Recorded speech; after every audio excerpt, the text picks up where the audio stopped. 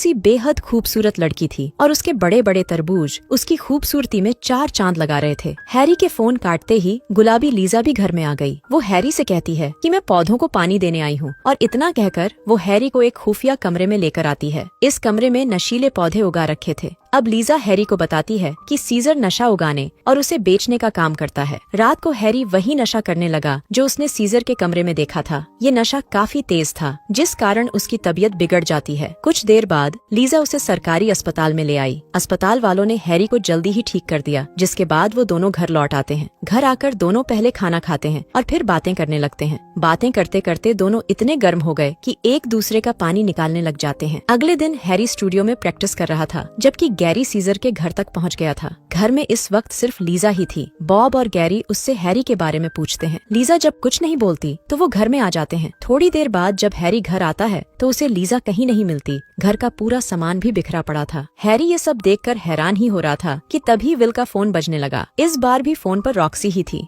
Harry उससे बात करता करता एक पर्ची देख लेता है, जिस पर लीजा के बारे में लिखा हुआ था। पर्ची पर लिखा हुआ था कि लीजा हमारे कब्जे में है और पुलिस के पास जाने की गलती मत करना। उधर लीजा इस वक्त एक सस्ते मोटल में थी और दोनों बदमाश उससे हीरो के बारे में पूछ रहे थे। दूसरी तरफ रॉक्सी भी सीजर के घर में पहुंच गई। वो आते ही विल का बैग देखती है, लेकिन बैग से लाइटर गायब था। रॉक्सी लाइटर लेने ही यहाँ आई थी क्योंकि विल ने उसी में हीरे छुपाए थे। असल में रॉक्सी और विल हीरो के व्यापारी थे। बॉब और गैरी बदमाश थे जो विल को लूटकर अमीर बनना चाहते थे। लाइटर की सच्चाई जानकर हैरी हैरान हो गया क्योंकि उसने लाइटर कहीं फेंक दिया था। इसी बीच घर का फोन बजता है और फोन के दूसरी तरफ गैरी था। वो हैरी से हीरे मांगता है। हैरी उसे समझाने की कोशिश करता है कि उसके पास हीरे नहीं हैं, लेकिन गैरी उसकी कोई बात नहीं सुनता और उसे कुछ समय देकर फोन काट देता है। हैरी रॉक्सी को भी समझाने की कोशिश करता है कि उसके पास हीरे नहीं हैं, मगर रॉक्सी भी उसकी बात पर यकीन नहीं करती। वो हैरी से कहती है कि लीजा को बचाने के लिए मैं नकली हीरों का इंतजाम कर सकती हूँ, लेकिन उसके लिए काफी पैसे लगेंगे। थोड़ी ही देर बाद हैरी ने स्टूडियो वाले दोस्त सैम को भी सीजर के खुफिया कमरे में बुला लिया। सैम भी नशा करता था। वो हैरी को बताता है कि मैं एक ऐसे आदमी को जानता हूँ जो पौधे खरीद सकता है। हैरी यही तो चाहता था क्योंकि वो लीजा को हर हाल में बचाना चाहता था। उधर लीजा वॉशरूम में आ गई थी। वो यहाँ से भागना चाहती थी, लेकिन उसे कोई रास्ता नहीं मिल रहा था। जब वो काफी देर तक बाहर नहीं आती तो बॉब दरवाजा खोलकर उसे धमकी देता है कि अगर कोई चालाकी की तो मेरा डंडा तुम्हारा जुलूस निकाल देगा।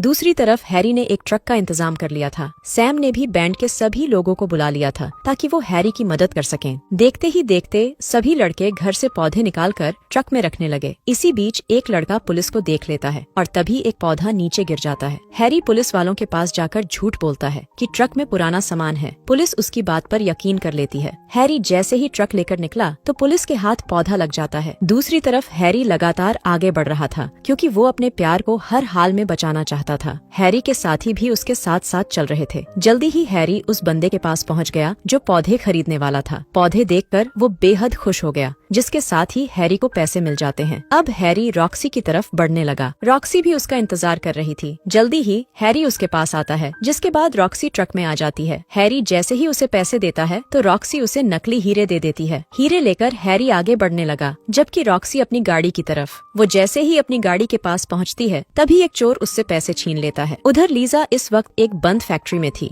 दोनों बदमाश यहाँ पहले ही पहुँच गए थे और वो हैरी का इंतजार कर रहे थे। कुछ ही देर बाद हैरी भी फैक्ट्री में पहुँच गया। हैरी को ट्रक में देखकर दोनों बदमाश हैरान थे। दोनों को लगा कि ट्रक के अंदर जरूर पुलिस होगी। हैरी जैसे ही ट्रक से उतरता है तो दोनों उसे ट्रक के पास ही रोक लेते हैं। गैरी आगे जाकर पहले ट्रक देखता है और फिर बॉब को बताता है कि ट्रक खाली है। अब गैरी के मांगने पर हैरी उसे हीरे देता है। गैरी जैसे ही हीरे देखने लगा तो एक हीरा नीचे गिरकर टूट जाता है। हीरा टूटते ही गैरी समझ गया कि उसे बेवकूफ बनाया जा रहा है। वो गुस्से में आकर हैरी को पीटने लगा। लीजा उसे रोकने की कोशिश करती है, लेकिन वो नहीं रुकता। इसी बीच लीजा के हाथ एक कैंची लग जाती है और वो बॉब पर हमला कर देती है। बॉब भी गलती से गोली चलाता है और उसकी चलाई गोली गैरी की जान ले लेती है। लीजा दौड़कर हैरी के पास आती है। हैरी जल्दी जल्दी गैरी की गन उठाकर बॉब का मुकाबला करने लगा। इसी बीच लीजा ट्रक में बैठकर उसे चलाने लगी। बॉब को रोकने के लिए वो उस पर ट्रक चढ़ा देती है, जिसके साथ ही बॉब भी मारा जाता है। अगले दिन सीजर भी अपने घर लौट आया था और वो हैरी और लीजा को साथ में देखकर खुश था। इसी बीच घर में कई पुलिस वाले भी आ जाते हैं। वो आते ही घर की तलाशी लेने लगे, लेकिन उनके हाथ एक भी पौधा नहीं लगता। कहानी के आखिर में ना तो किसी के हाथ पैसे लगे और ना ही किसी को हीरे मिले, लेकिन हैरी को अपनी प्यारी गुलाबो जरूर मिल जाती है।